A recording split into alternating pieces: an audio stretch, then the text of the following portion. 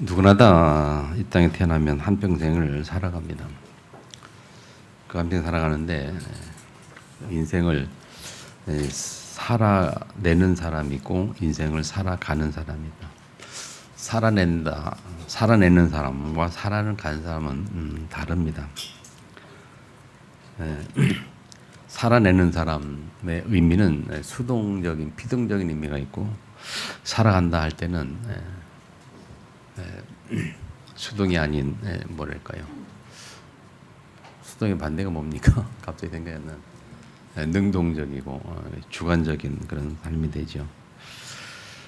그래서 우리의 인생이 이렇게 주관적인 주체적인 생각을 가지고 주관적인 그런 능동적인 살아가는 사람이고 또 반대로 피동적 수동적으로 끌려가는 그 살아내는 사람 이렇게 구별할 수가 있죠.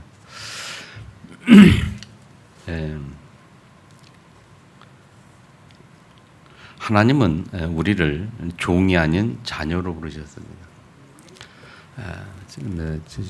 몇 주전에 함께 말씀 나눈 적이 있죠. 하나님 우리를 종이 아닌 자녀로 부르셨고 그리고 노예가 아닌 주인으로 부르셨습니다.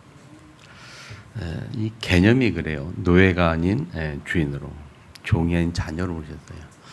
그래서 하나님의 자녀는 인생을 살아갈 때에 우리의 삶이 주인의 개념으로 그리고 이 자녀의 개념으로 살아가는 겁니다. 반대는 종의 개념, 노예 개념인데 하나님의 자녀가 아닌 불신자들은 개념이 그렇죠. 종의 개념으로 노예 개념으로 살아가요. 마귀의 종이 되고 사단의 노예가 되어서 살아가지요. 그 증거를 우리는 어떻게 단어를 찾아볼 수 있냐면 사주팔자 운명이라는 단어 속에서 찾아볼 수 있어요. 불신자들은 사주팔자 운명 가운데 살아갑니다. 거기에서 헤어날 수가 없고 해결할 길이 없어요. 그래서 사람들이 무슨 어려움이 있을 때, 문제 있을 때 도저히 안 된다고 막 그럴 때 뭐라고 표현하는가 하면 그게 네 운명이야. 네 팔자고 네 운명이다. 그렇게 너는 살 수밖에 없어. 라고 말하죠. 그것이 수동적인 피동적인 인생입니다. 그러니까 내 어떤 자유의지와 상관없이 이렇게 끌려가는 삶을 살아요. 내가 원하는 삶을 살지 못하죠. 근데 하나님 자녀는 하나님은 우리를 자녀로 부르셨어요. 그리고 주인으로. 자녀라는 개념은 시키는 것만 하는 게 아니고 자기의 자유의지를 가지고 뭔가를 하는 사람을 말해요. 종은 시키는 만 합니다만은 자녀는 시키는 만 해서는 안 되고 알아서 하는 일들이 있고 또 알아서 이렇게 해야 부모가 기뻐하고 영광을 받고 그렇게 하죠. 그래서 우리가 그렇게 살 때 중요한 게 뭐냐 할 때 인생의 우선순위 문제라는 거예요. 그래서 제 말씀의 제목이 당신은 인생의 우선순위가 무엇입니까? 한번 내 자신에도 질문해보고 한번 옆에 사람과 인사합시다. 당신은 인생의 우선순위가 뭡니까? 당신의 인생의 우선순위가 뭡니까?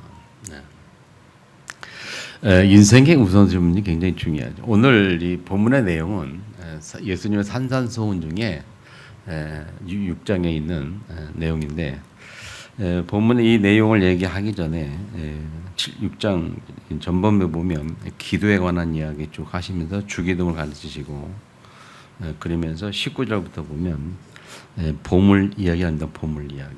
보물 땅에 쌓아두지 말고 하늘에 쌓아두라. 땅에 쌓아두면 거기는 좀과 동록이 하며 도둑이 구멍을 뚫고 도둑살이다. 그러나 하늘에 쌓아두라. 거기는 좀과 동록이 해하지 못하고 구멍을 뚫리도 도둑질도 못하느니라. 그렇게 말씀하면서 보물 어디에 쌓아둘 것이냐 하늘 쌓아두라 말씀하고 그리고 보물이 있는 곳에 내 마음도 있느라고 말씀하시고 그러면서 이제 눈의 이야기는 네가 무엇을 보고 사느냐. 눈은 몸의 등불이다. 그래서 무엇을 보고 사냐가 중요하다고 했고요. 그러면서 무엇을 볼까 할 때 우리가 사람이 이 주인을 섬기는데 두 주인을 섬기지 못한다라고 말하면서 하나만 섬길 수 있다 그렇게 말하죠. 이게 다 영적인 비밀 이야기 아닙니까? 하나님 이 사람이 영적인 존재인데 영혼을 가진 그 영적인 존재인 사람이 섬기는 대상이 둘밖에 없어요. 그래서 하나님을 섬기느냐 아니면 마귀를 섬기느냐. 영적인 존재가 두 개밖에 없으니까 하나님과 사탄 두 존재밖에 없으니까 그런 의미에서 쭉 얘기하죠. 그러면서 육신을 가지고 이 땅에 살아가는 삶에 대해서 삶의 내용이 뭐냐 할 때 우리가 육신을 가지고 사는 삶의 내용은 먹는 것, 입는 것, 마시는 것이 전부거든요. 그게 이 세상에서는 그게 전부예요. 그러면서 새를 비유를 들고 또 들의 백합화를 비들면서 그것들은 그것 때문에 걱정하지 아니한다. 그러면서 하나님의 자녀의 너희가 어떠냐라고 말하죠. 그러면서 33절에 먼저 할 것을 말하고 있습니다. 하나님의 자녀가 먼저 할 것, 그의 나라와 그의 의를 구하라. 그래 마지막 절에 내일을 염려하지 말라. 내일 일은 내일 염려할 것이요 한날 일은 그날에 족하니라. 그 말은 내일의 주권이 하나님께 있다 그 말이죠. 미래의 주권이 하나님께 있기 때문에 그거는 미래의 일은 우리가 걱정할 일이 아니다. 지금 내가 무엇을 하는가가 중요한 거예요. 그래서 우리가 그런 말 하죠. 오늘이 미래다. 오늘 이 상태가 우리의 미래입니다. 내가 무엇을 하냐 이 상태가 가장 중요한 거예요. 그래서 오늘 우리가 무엇을 하느냐 너희가 먼저 할 것이 뭐냐 오늘 내가 하는 일이 뭐냐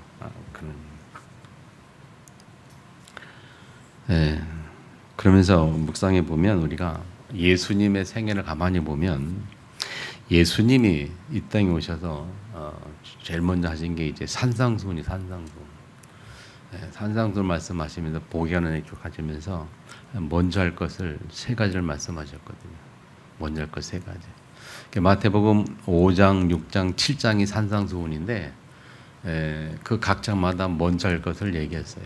그래서 5장에서는 먼저 할 것이 뭐냐? 예배다 그렇게 말해요. 예배 드리기 전에 너희가 먼저 할 것이다. 예배 이야기하면서 6장에는 먹고 입고 마시는 건 얘기하면서 그것이 중요하지만 그러나 그보다 먼저 할 것을 말씀을 하셨어요. 7장에는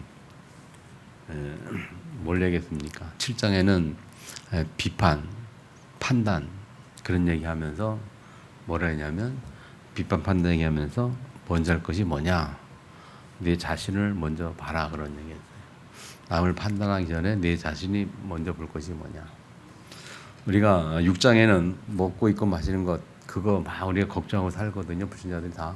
신자도 마찬가지고. 근데 그거 이전에는 먼저 할 것을 말씀하셨고 5장에서는 우리가 성도들이 예배드리러 오잖아요. 하나님 앞에 세우고 있는 예배가 중요하죠.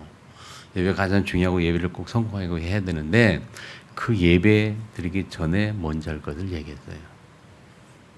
형제와 화목할 만한 이렇게 생각하는데 가다 화목하고 와라. 이 삶에 관한 얘기를 하셨어요. 그 세 가지 한 중에 오늘 우리가 볼 것은 우리 인생을 놓고 볼 때 먼저 할 것이 뭐냐 그런 말이에요. 제가 목요일날 금요일날 이틀 동안 임마누엘 울산교회 가가지고 교회 탐방을 하러 갔다 왔어요. 갔다 왔는데 이제 계속 3년간 캠프를 좀 해왔잖아요.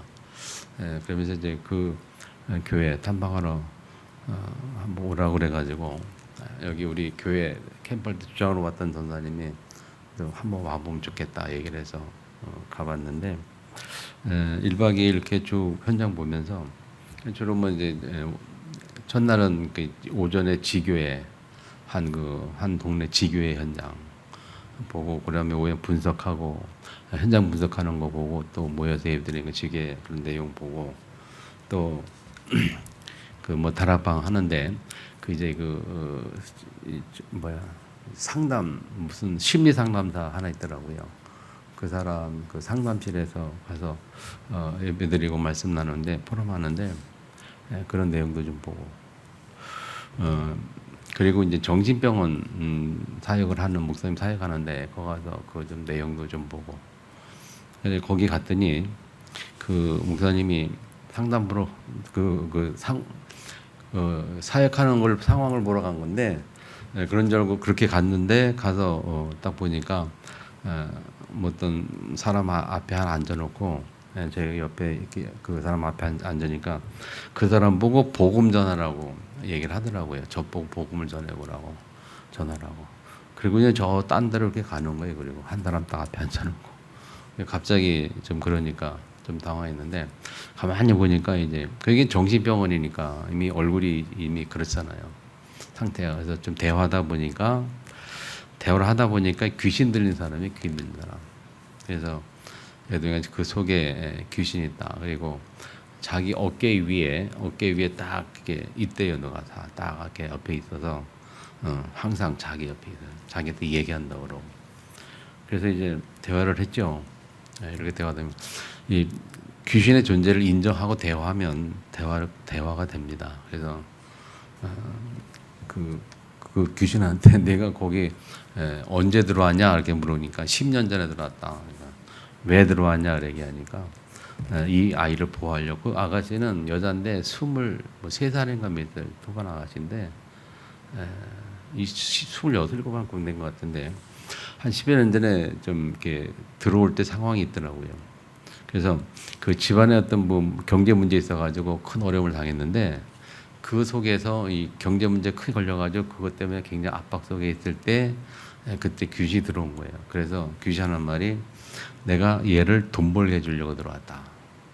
돈 해주고 그리고 보호해 주려고 들어왔다. 그렇게 얘기도 하고 뭐 그런 상도 대화도 좀 하고요. 그래서 예수 얘기하니까 하지 말라 그러고 예수 얘기하니까 그리고 그 얘기할 때 네가 돌아졌지만 걔를 도와줄 걔 이름이 다솜인가 그런데 걔를 다솜이는 네가 도와주는 것보다 예수님 도와주는 게 더 확실해 가지고 막 대화를 했거든요. 근데 뭐 나중에 하다 보니까 나중에 이제 다솜 나이가 빠지고 그 귀신만 계속 얘기하고 나중에 다솜이랑 얘기를 하니까 대화가 안 되더라고요. 계속 기억사하고. 근데 그런 형전도 좀 이렇게 보게 되고 물론 이제 그 가기 전에 제가 청주에 있을 때 여기 원구현 정신과 그 정신병원에 한 10여 년 된 거 넘은 것 같은데요. 거기에 다락방 다녔는데 가서 많이 경험을 했기 때문에 당황하지 않고 대화를 좀 했습니다만은 어쨌든 그런 사람들은 한 번에 그냥 복음이 들어가는 게 아니고 계속해서 옆에 붙어 있어야 된다는 걸 여기 병원 정신병원한테 확인했거든요. 잠깐 만나서 이게 될 일이 아니거든요. 용접될 일도 아니고 아무리 얘기해도 될 일 않고. 그런데 그런 가운데 이제 그 교회 여전사 전도사 하나가 옆에 와가지고 이렇게 계속 기도하는 거 예수 이름으로 물어가 계속 기도하니까 걔가 싫어가지고 하지 말라고 난리에 소리를 지르는 바람에 이제 마무리가 됐는데 어쨌든 그런 현장도 보고 그리고 거기에 부목사님 한 분이 제자 모임을 하는데 좀 가서 보고 이렇게 했는데 어쨌든 전체적으로 이렇게 좀 보면서 제가 좀 깨닫고 좀 느낀 것은 그래요. 전체 분위기가 교회 전체 분위기가 그 강사원 목사님은 오래전부터 캠프를 해왔거든요. 그래서 교회 전체 분위기가 이 캠프 분위기고 그리고 뭐 그런 것만 봐서 그랬는지 어쨌든 그 만난 모든 사람들이 포럼하고 대화하는 거 보면서 성도들이 캠프를 늘 하고 있다. 현재 평상시에 캠프를 하고 있다는 하는 걸 보게 됐고 그러니까 직장에 다닌 사람은 직장에 다니면서 안 다니는 사람은 모여서 그리고 다른 지에서 캠프하면 거기서 같이 자기가 있는 현장에서 같이 동참하고 평상시에 늘 캠프를 해요. 평상시에. 그러면서 뭘 보는가 이제 그러니까 계속해서 이렇게 연결이 되는 삶 연결이 되고 복음들 대상 연결되고 확인되는 근데 그렇게 되기까지 이제 시간이 많이 걸렸겠습니다만은 현재 상태를 보면서 교회가 분위기가 이렇게 되니까 참 좋더라고요. 그리고 그 교회를 지금 건축하고 있거든요. 건축하고 있는데 그 건축 현장을 마지막 날 가봤는데 건축의 규모가 꽤 커요. 그리고 이 교회를 이게 문화 활동도 하기 위해서 그렇게 꾸미기도 하고 그렇게 하는데 지금 그 공사가 교회 공사가 200억 공사가 됐대. 200 공사가 마지막에. 네, 그렇게 예상된 건 아닌데 이렇게 규모가 커졌는데 지금 그 인물산 교회 현재 교회는 그 건물 시내 건물의 2층, 3층을 쓰더라고요. 3층인데 한 층에 한 100여 평, 200평을 쓰는데 근데 교회 규모가 제가 보기에 교회 그 성도의 규모가 그 공사를 감당할 만큼 여력이 없어요. 힘이 없는 거를 없거든요. 그러니까 교회가 뭐 1,000명, 2,000명 교회 성도 많은 게 아니고 그 성도 규모 가지고 그 정도 공사는 제가 보기에 완전 불가능하더라고요. 근데 공사가 진행되어 가고 있고 이제 거의 마무리 단계인데 앞으로도 뭐 20억이 필요하다라는데 지금 돈이 없다고. 근데 뭐 하나님 하실 거라고.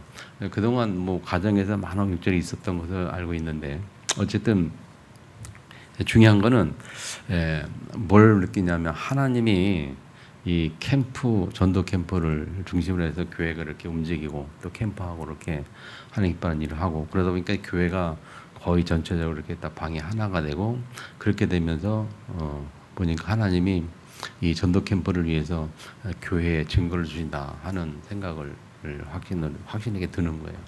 인간적으로 볼 때는 그 불가능한데 들어가는 거 보니까 하나님이 전도 때문에 그렇게 하시는 거 그거 거기서밖에 답을 찾을 수가 없어요. 예, 그러면서 이제 참 많은 걸 생각하고 기도해서 왔습니다만은 우리 하나님의 자녀가요 살아가는 이 삶의 이유가 무엇인가가 참 중요하거든요. 우리 먼저 할 것을 잘 정리하는 게 중요하고 그리고 우리 삶 속에서 이 전도와 선교, 영혼군의 생각을 늘 하고 사는 것이 굉장히 중요한 부분이에요. 모르겠습니다. 저 나름대로는 저희 지금까지 목회하면서 계속 그것을 얘기를 해왔는데 먼저 걔네를 구하라 이런 얘기 많이 해왔고 계속 전도 얘기했는데 아직 뭐 우리 교회 제가 보기에는 아직 그게 이렇게 좀 부족합니다만은 거기서 보니까 그런 교회가 있구나 교회도 그렇게 갈 수 있구나 하는 생각이 들었어요. 지금까지 제가 목회 경험에서 보면 우리 청주나 뭐 일반적으로 보면은 교회가 그렇게 가는 게가 거의 없었거든요. 근데 이번에 가서 보니까 거기는 일반 교회는 전부 교인들이 이렇게 캠프 중심으로 해서 항상 말하는 대화 내용이 포럼 내용이 다 뭐냐면은 그런 거예요. 하나 강단 메시지 붙잡고 뭐 이번 주 강단에서 무슨 메시지 했는데 어떻게 기도했고 뭐 어떻게 현장 갔고 뭐 전부 그런 얘기 하더라고요. 교회 주일날 모이면 이렇게 제자 모임하면 전부 그런 얘기 포럼 한 주간 전도했던 이야기 누구를 만났고 어떻게 되고 복음이 전했고 못 전했고 또 어떤 때는 복음 못 전한 사람도 있고 못 전한 사람도 있고 저 복음 전한 이야기 이렇게 하는 걸 포럼을 전부 하더라고요. 예를 들면 뭐 주일날 이렇게 우리가 교회 이렇게 오면 성도들께 교제하잖아요. 그렇게 교제할 때 내용이 좀 그런 분위기 포럼하는 내용 대화 이번 주 뭐 누구 만나러 갔는데 이런 거 이번 주 뭐 하나님 누구 만나게 해줬는데 해서 어떻게 뭐 복음 내용 이런 이야기 그게 주 내용이에요. 네. 우리 교회도 그런 생각을 가지고 좀 그렇게 갔으면 좋겠다 하는 생각하고 우리 모든 성도들이 참 그랬으면 좋겠다 생각을 하고 돌아왔는데 그래서 앞으로 목회를 그렇게 생각을 할 수밖에 없어요. 그 캠프 중심으로 해서 어쨌든 이제 앞으로 그렇게 되어지겠습니다만은 저와 여러분이 이 삶의 중심을 이제 오직 캠프 중심으로 해가지고 그러니까 먹고 입고 사는 그게 전부가 그게 중요하지만 그게 전부가 아니고 또 다른 거 있음을 알고 우리 거기에 생활의 방향을 맞추는 것 그게 굉장히 중요한 부분이라 생각이 들고 그렇게 해야 될 줄 믿습니다. 그래서 오늘 말씀을 제목이 당신은 인생의 우선순위가 무엇입니까? 그래서 예수님이 산상수훈에 먼저 할 걸 말씀하시면서 우리 삶을 놓고 얘기할 때는 그 얘기한 거고 예배를 놓고 얘기할 때 얘기한 거 그다음에 그다음에 이제 그 사람과의 관계 속에서 얘기하는 건 7장이고 오늘 6장에는 인생 전체를 놓고 우리가 하는 얘기란 말이에요. 우리가 먹고 입고 마시는 것 그게 인생의 전부인데 그거 이전에 먼저 할 것이 있다. 그래서 우리 삶 자체가 먼저 할 것이 뭔가를 좀 정리가 되는 개념에 대해서 좀 이해가 되는 그런 축복이길 바랍니다. 그렇게 될 때 우리의 삶이 거기에 조금씩 방향에 맞춰져 갈 수밖에 없고 그렇게 될 수밖에 없죠.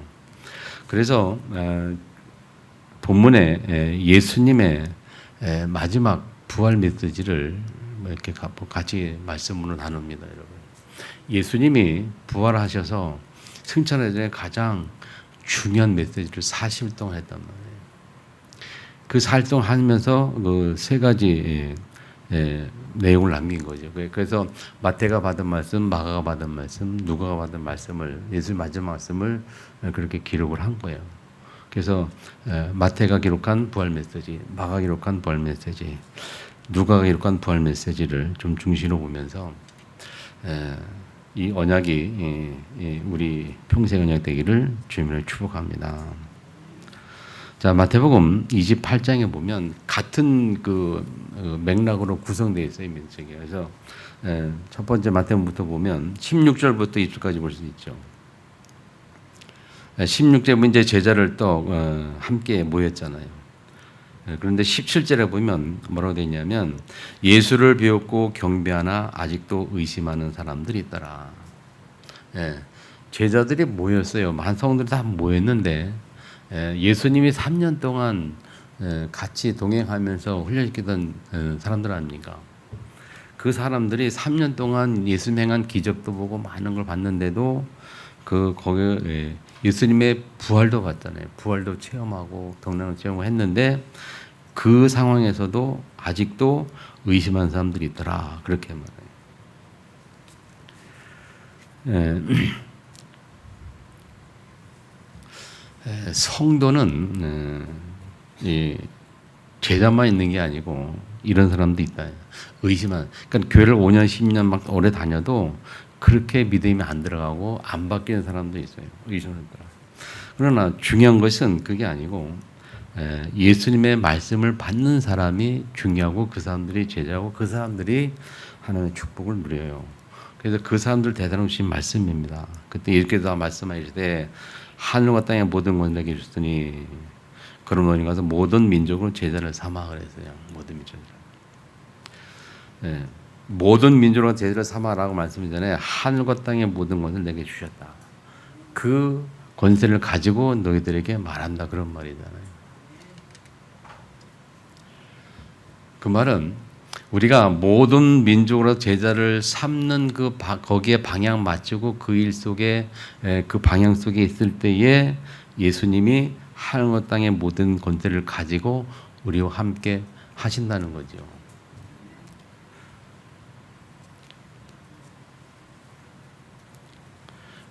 그러면서 마지막 20절에 또 확인을 하죠. 확인할 얘기를 볼자다 내가 세상 끝날까지 너희와 항상 함께 있으리라 하시니라.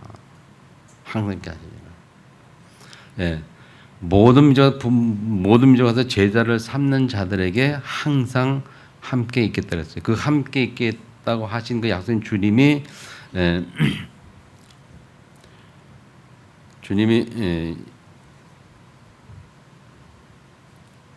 18절에 보면 그렇게 말하죠. 하늘과 땅의 모든 권세를 내게 주셨다. 하늘과 땅의 모든 권세를 내가 가지고 있다. 그런 말이죠. 하늘과 땅의 모든 권세자님이 세상 끝날까지 함께 있겠다. 누구에게? 모든 민족으로 가서 제자를 삼고 세례를 주는 사람들에게 약속하신 거죠. 의미를 잘 기억하세요. 같은 맥락으로 기록되어 있어요. 마가복음 16장에 보면 14절부터 쭉 보면요. 14절에 보면 뭐라고 되어 있습니까? 후반절에 보면 자기가 살아난 것을 본 자들의 말을 믿지 아니함일러라 그랬어요.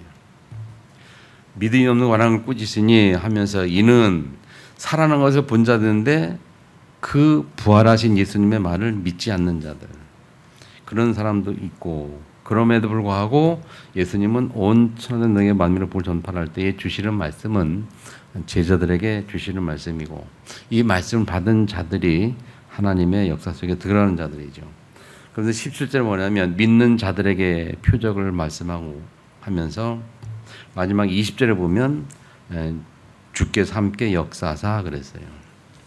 같은 맥락입니다. 성도들에게는 두 가지로 했어요. 하나님의 말씀을 오랫동안 다니면서도 아직 믿지 못하는 사람, 의심하는 사람, 또 그럼에도 불구하고 말씀 속에 들어가서 그 말씀을 성취하는 사람, 두 가지 보래요. 성도는 두 가지 삶을 살아간단 말이죠. 어떻게 살 것이냐 하는 것은 본인들의 선택이죠. 그러할 때 뭐가 중요하냐면 무엇을 보느냐가 중요하고 무엇을 먼저 생각하는가 중요하고, 그래서 말씀한 게 우선순위가 뭐냐 그 말이에요. 먹고 입고 마시는 것을 우선순위로 살아가면 그 말이고, 먼저 그의 나라 의를 구해서 하나님 나라와 의를 구하는 것을 우선순위로 살아가면 그 두 종류밖에 없어 인생은, 성도의 삶은. 근데 전자에게는 하나님 함께 하시는 역사가 없죠. 후자에게는 주께서 함께 역사한다 그랬고 세상 끝날까지 함께 있을 걸 약속하셨단 말이에요. 그러나 전자 세상 먹고 마신 그 사람들에게는 그렇게 약속하지 않았어요. 자, 사도행전 8장도 마찬가지. 1장, 사도행전 1장 6절로 8절 마찬가지죠. 6절에 보면 그들이 모였을 때 예수께 여쭈어 이르되 이스라엘 나라를 회복하지 때니까 그랬어요. 뭡니까? 그 자리에 모인 제자들 중에 예수님한테 뭐라고 물었냐면 이스라엘 나라를 회복함이 있다니까. 무슨 말입니까? 예수님이 로마에 속국된 이스라엘을 해방시킬 것을 기대하고 얘기하는 거예요. 로마에 속국돼 있단 말이에요. 어렵단 말이에요. 힘들단 말이에요. 거기서 예수님은 우리를 해방시켜 줄 거야. 그렇게 생각하고 뭡니까? 육신적인 생각을 하고 있는 거죠. 예수를 믿을 때에, 우리가 신앙생활할 때에 두 가지 개념밖에 없어요. 육신적인 축복, 영적인 축복. 육신인 것을 바라보고 사느냐, 영적인 것을 보고 사느냐. 그래서 우선순위로 볼 때 예수님은 그렇게 말합니다. 야, 먹고 있고 마시는 중요한 거 아니야. 그거는 먼저 할 것을 하고 있으면 그것은 따라오는 거야. 그렇게 말씀하고 있어요. 근데 우리가 그게 눈이 열리지 않는 게 문제예요. 눈이 열리지 않는 게 참. 그래서 예수님이 누가복음 4장 18, 19절에 보면요, 예수님에 대해서, 예수님 사역에 대해서 뭐라고 말씀하는가 하면 포로된 자에게 자유를, 예수님의 사역에 관한 말씀이에요. 포로된 자에게 자유를, 눈먼 자에게 다시 보게 함을 전파하며 눌린 자를 자유케 하고 주의 은혜를 전파하게 함이라. 그게 말씀하거든요.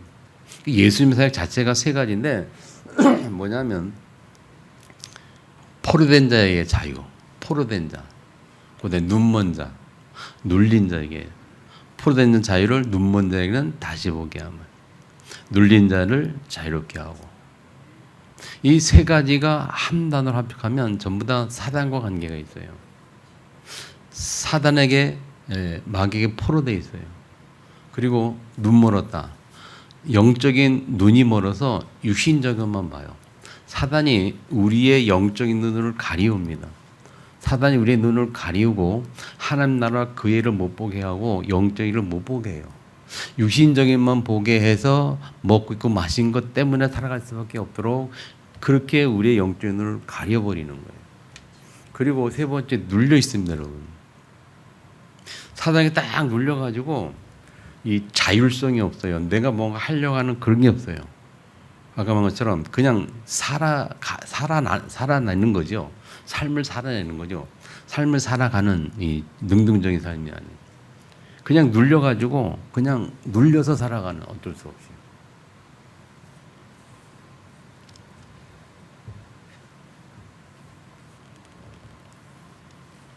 은혜가 있기를 주면을 축복합니다. 그래서 우리가 봐야 돼요. 눈이 가려지면 안 돼요. 육신적인만 보는 눈을 보고 영적인 눈을 가려졌다는 겁니다. 우리가 참 육신인 것만 보고 있으면 사단해. 인간 관계도 마찬가지예요. 육신적인 것만 생각하고 그것만 보고 그러다 보니까 갈등이 끊임없어요. 영적에서 못 보는 거예요. 영적인 것을 보게 되면 하나님의 계획을 알게 돼요. 하나님을 알게 되면 우리가 육신적인 걸 초월할 수 있거든요. 그리고 이 생각에 다 눌려 있어요. 생각이 눌려 있고 이 마음이 다 눌리고 그래서 이 자라는 게 별로 없어요. 제가 지난 주간에 울산 가서 첫날 가서 그 전사님이 현장 분석한다 해가지고 현장에 같이 막 다뤄 다녔는데 또 그 지교에 가까운데 카톨릭 성당을 또 갔거든요. 성당을 갔는데 마침 가 보니까 우리말로 예배드리고 있다고 미사를 드리고 있어요. 그래서 뒤에 들어가서 같이 이렇게 잠깐 동안 서 있었거든요. 근데 그 마침 이제 뭐 하다가 이제 그 성찬식을 해. 그 카드의 성찬식을 거의 매주 합니다. 매주. 근데 성찬식 하는데 이제 시부가 이렇게 한 사람 있고 두 사람이 보자고 그러잖아요. 근데 가운데 앉은 이분이 이제 딱 이거 가지고 떡 번이 가지고 자기가 먼저 먹고 이제 주는데 우리는 장인들이 앞에 나와서 같이 이렇게 나눠주잖아요, 그죠? 가만히 앉아서. 근데 천주교는 선부가 딱 있고 사람들이 이렇게 복도로 나가지고 쭉 일렬로 이렇게 와가지고 하나씩 받아가요. 바닥에서 이렇게 딱 이렇게 직접 나눠져 이렇게 한 사람씩 나눠주고 잔독으로. 그 사람 이렇게 와서 이렇게 가고.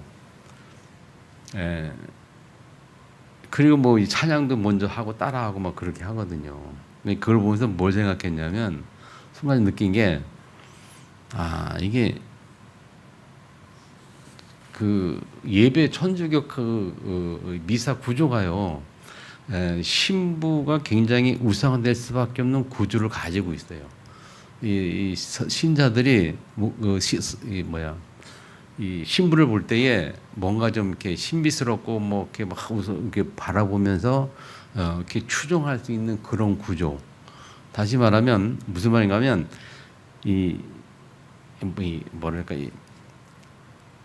사람들이 그 신앙생활할 때 그 사람들 속에 있는 그런 자유의식 그런 것을 이렇게 나타내는 게 아니고 이렇게 앞에서 끌고 가는 너네들 그 무조건 따라와 막 그런 식의 개념에 그러니까 성도의 그 개인의 그 자유의지 그런 거는 무시할 수밖에 없는 그런 구조가 돼 있더라고요.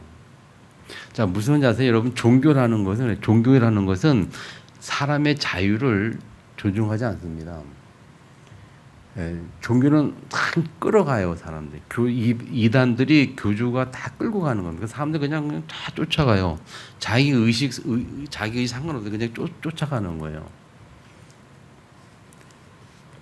좀 설명이 참 부족한데, 자, 어쨌든 기독교는 뭐냐면 하나님을 부르실 때 이게 종이 아닌 자녀로 불렀던 의미가 굉장히 중요해요. 우리를 자녀로 부른다면 아까 얘기했죠. 부모가 자녀를 키울 때 자녀가 알아서 하고 막 행동할 때 기뻐하고 그걸 보면서 흐뭇하고 좋아하죠. 자녀가 시키는 일만 하고 있으면 답답할 거 아닙니까? 그리고 자녀가 무슨 시킨 거 이거 해 저거 해 막 끌려다니는. 지금 우리 이 젊은 우리나라에 지금 젊은 아이들이 중고 이 랩런트 애들이 그 아이들이 그렇게 크잖아요. 부모가 다 강남간 부모가 다 스케일 다 짜고 그냥 끌려다니는 거예요. 애들 자율성이 없어요. 자율성이. 근데 인생도 그렇게 살아가요. 그러니까 사단이 우리에게 그렇게 우리 자율성을 뺏어가는 거거든요. 아까 했잖아요. 귀신들 여자애가 뭐냐면 자기 생각, 자기 자유의지가 자율성이 없어요. 시킨 대로 하고 시킨 대로 말하고 그래요. 대화하다 보니까 너 말하지 마 그러니까 말 못해. 무슨 말 알겠습니까? 종교라는 게 그래요. 사단에게 매이는 사단이라는 것은 우리의 자율성을 박탈해보고 자기 마음대로 끌고 가는 게 사단이라는 말이에요. 종교가 그렇고. 근데 기독교 안 같습니다. 그래서 제가 여러분의 수십 번 얘기했습니다, 여러분.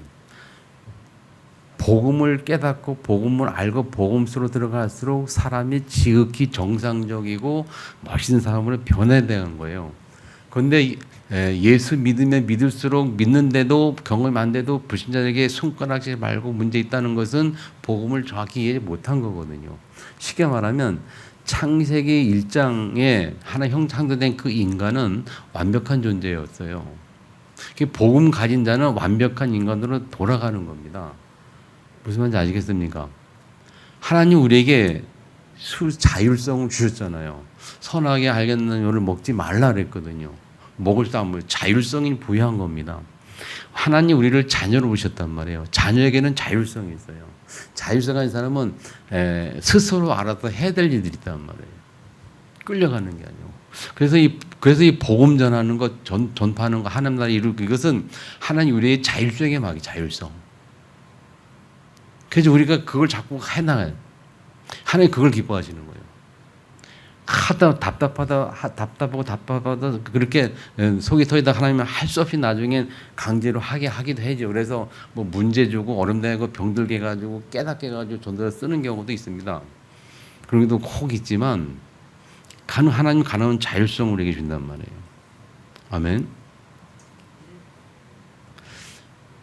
근데 이 사실을 우리가 이 사단이 이것을 못 보게 해요. 눈을 가리워요. 우리의 자율성을 우리가 내게 하나님께 자율성이 있다는 사실 그 사실을 못 보게 한다니까요, 사단이. 그래서 자꾸 무슨 얘기가 길어져 버렸는데요. 잘 이해했으면 좋겠어요. 하나님의 자녀라는 개념, 종이 아닌 자녀로, 노예가 아닌 주인으로 오셨어요.